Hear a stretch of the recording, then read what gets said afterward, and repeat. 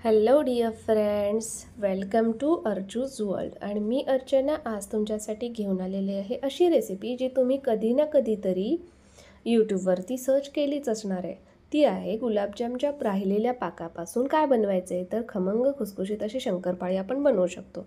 त्यासाठी घ्यायचं आहे पाव वाटी तूप घ्यायचं आहे गरम पातळ करून, आणि 1 वाटी घ्यायचं आहे गुलाबजामचा राहिलेला पाक, आणि त्यासाठी 3 वाटी मी मैदा वापरलेला आहे. तर मैद्यामध्ये गरम केलेलं तुपाचं मोहन घालायचं आहे आणि सर्व मैद्याला हे तूप चोळून घ्यायचं. एकंदरीत सर्व मैद्याला तो तुपाचा अंश लागणार आहे. आणि त्याच्यानंतर हळूहळू तो पाक ॲड करा. हळूहळू, कारण जास्त पाक झाला तर मग तो मैदा ॲड करावा लागेल आणि आपली शंकरपाळी कडक होण्याचे चान्सेस आहेत. त्यामुळे हळूहळू त्याच्या कन्सिस्टन्सी बघत बघत तो पाक ॲड करा आणि मग त्याचा घट्ट असं गोळा बनवून घ्या. शंकरपाळीची कणिक बनवून घ्या आणि शंकरपाळी लाटून त्या मंद गॅसवरती तळून घ्या.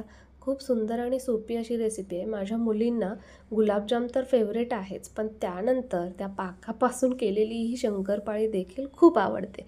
तर आज फ्रीजमध्ये तो पाक बघितल्यानंतर लगेचच मी ही करायला घेतली आणि हार्डली एका तासात माझ्या या खुसखुशीत अशा शंकरपाळी तयार झाल्या आणि अर्ध्या फस्तही झाल्या. व्हिडिओ अपलोड करेपर्यंत संपूनही गेल्या. पण फक्त गोड कसं बरं चालेल. पण त्यासोबतच मी कोल्हापुरी स्टाईलमध्ये भडंग केला, म्हणजे चिरमुऱ्याचा वापर केला आणि मग त्याचा छान असा भडंगही बनवला. तोपर्यंत जेवणाची वेळ झाली. मग म्हटलं आता वेगळं काहीतरी करायचं आहे. तेल गरमही होतं. मग घेतली ती तिखट पुरी करायला, जी दह्यासोबत खूप सुंदर लागते. आणि मग त्यासाठी मी घेतलं 2 वाटी ज्वारीचं पीठ, 1 वाटी गव्हाचं पीठ, 1 वाटी तांदळाचं पीठ आणि 1 वाटी डाळीचं पीठ. मग त्याच्यात चवीनुसार लाल तिखट, मीठ, हळद, हिंग पावडर, तीळ आणि जिरेपूड, धनेपूड, थोडासा गरम मसाला. आणि हे यासोबतच मला जाणवलं की मला काहीतरी ना असं रवाळ कणकेमध्ये आवडतं. मग त्यासाठी कसुरी मेथी वापरली आणि जिरे आणि ओव्या याचा खमंग वास आल्याशिवाय मला ते कोणताही तिखट नमकीन पदार्थ खाल्ल्यासारखं वाटत नाही. सो मी ते ओवा आणि जिरे हातावरती घेतले अर्धा चमचा आणि थोडंसं चोळून त्याला, म्हणजे आमची आई अशी बोलते की त्याला दुखवून टाकायचं, म्हणजे मग तो खमंग वास कणकेला येतो.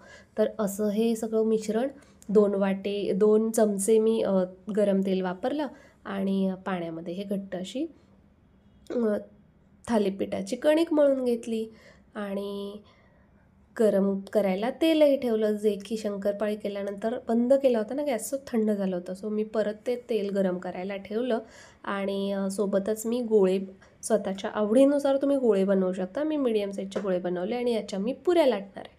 तर त्या पुऱ्या लाटत असताना मी प्लॅस्टिकचा कागद घेतला आणि त्याला थोडंसं तेलाचा हात लावून मी याच्या पुऱ्या 4-5 लाटून घेतल्या आणि तेल गरम झाल्याची वाट बघत होते. आणि त्यानंतर मी ह्या सगळ्या पुऱ्या तळून घेतल्या. असा आजचा माझा धावपळीचा दिवस होता, ज्यामध्ये मी शंकरपाळीचं एक ॲडिशन केलं आणि ही तिखटपुरी देखील. कारण कधी कधी ना आपल्यालाही खमंग खावंसं वाटतं, पण प्रत्येक वेळी घराबाहेरचं खाणं किंवा बाहेरचं जे फास्ट फूड आहे ते खाणं हेल्दी नसतं ना. म्हणून मग अशा सुटसुटीत आणि सोप्या पद्धतीनं मी मुलांच्या आवडीचा असा हा पदार्थ बनवत असते. तर ही तिखटपुरी माझ्या घरी खूप आवडली.